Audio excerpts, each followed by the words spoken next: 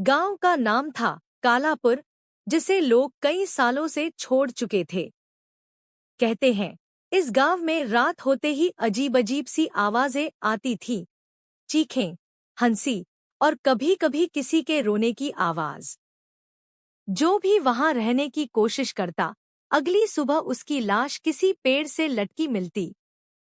धीरे धीरे पूरा गांव खाली हो गया, लेकिन एक बूढ़ा आदमी, नाम था रामलाल, वहां से नहीं गया। रामलाल कहता था, मैं इस गांव में पैदा हुआ हूं और यहीं मरूंगा। लोगों ने उसे चेतावनी दी, पर वह हंसी में टाल देता।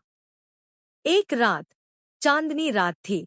रामलाल अपनी झोपड़ी के बाहर बैठा था।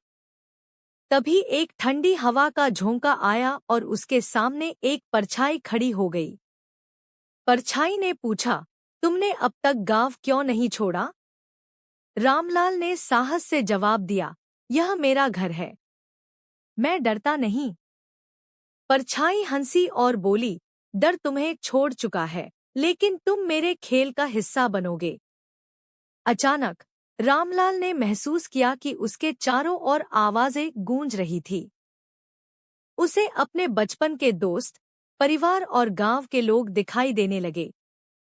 सभी के चेहरे भयानक और विकृत थे। उन्होंने रामलाल को घेर लिया और कहा, हम तुम्हारा इंतजार कर रहे थे। रामलाल की चीखें सुनाई दी, लेकिन अगली सुबह गांव में सन्नाटा था। उसकी झोपड़ी खाली थी और गांव में अब कोई इंसान नहीं बचा था। लोग कहते हैं, रामलाल अब भी उस गांव में भूत बनकर भटकता है, उन लोगों के साथ जो पहले ही वहां फंस चुके हैं। कालापुर में कोई न जाए, वरना वापसी का रास्ता कभी नहीं मिलेगा।